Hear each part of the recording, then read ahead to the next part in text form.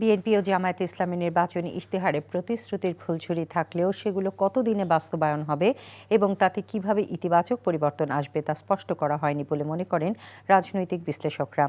ইশতেহার বাস্তবায়নে কাজ না করলে রাজনৈতিক দলগুলো থেকে জনগণ মুখ ফিরিয়ে নিতে পারে বলে মন্তব্য করেন বিশ্লেষকরা। রিপোর্ট করছেন ফাহাদ মোহাম্মদ।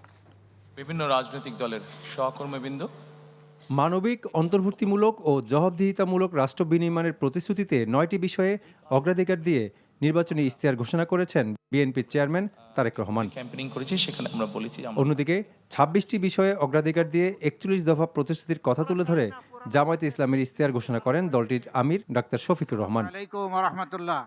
নির্বাচনের ঠিক আগ মুহূর্তে ঘটা করে নির্বাচনী ইশতেহার ঘোষণার রেওয়াজ বাংলাদেশের ৫৪ বছরের ইতিহাসে আছে। তবে সরকারে যেতে পারলে সেসব প্রতিশ্রুতির কে কতটা পূরণ করলো সেই খতিয়ান দলগুলো দেয় না।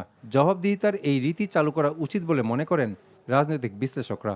সে ক্ষমতায় গেলে সে কিভাবে সরকারটা চালাবে, হ্যাঁ, সেই ধরনের উপকল্প থাকে এবং এগুলো ম্যাক্সিমামই হলো কমিটমেন্ট, মানে ফুল অফ কমিটমেন্টগুলো তখনই এগুলো গুরুত্ব বহন করে যখন এগুলো বাস্তবে রূপ লাভ করবে। এটা জাস্ট একটা অর্নামেন্টের মতো, যদিও পলিটিক্যাল পার্টিগুলো এটা করে ট্র্যাডিশনালি এবং তারা দাবি করে তারা এটা বাস্তবায়ন করেছে বা একটা অংশ তারা বাস্তবায়ন করেছে, কিন্তু আবার যারা এটা নিয়ে কাজ করে, মনিটরিং করে, তারা বলে বাস্তবায়ন হয় নাই।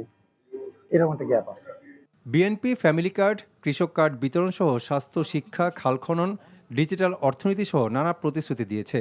অন্যদিকে জামায়াত শাসন ব্যবস্থার মৌলিক সংস্কারের পাশাপাশি বিশেষ চাহিদা সম্পন্ন শিশুদের জন্য অনুদান ও সেবার পরিসর বাড়ানোর কথা বলেছে ইশতেহারে।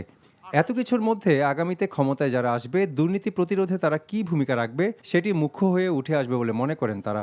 দেশের অর্থনীতিকে আগায় নিতে হলে দুর্নীতিকে রোধ করতে না পারলে অর্থনীতি তো অগ্রসর হবে না। বিএনপি তার ইশতেহারে দুর্নীতির বিষয়টাকে অগ্রাধিকার দিয়েছে, জামাতও দিয়েছে। হ্যাঁ, এখন প্রশ্ন হচ্ছে যে দুর্নীতিটাকে কিভাবে ঠেকাবে। এটা নিয়ে ব্যাপক ভিত্তিক প্রচারণা করা, যাতে করে তৃণমূল পর্যায় পর্যন্ত, অর্থাৎ বাংলাদেশের সকল ভোটার জানতে পারে কোন দলের ইশতেহারে কি লেখা আছে।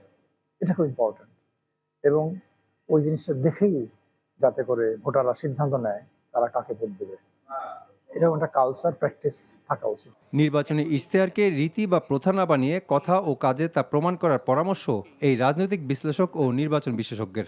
এই ধরনের ফাহাদ মোহাম্মদ, এনটিভি নিউজ, ঢাকা।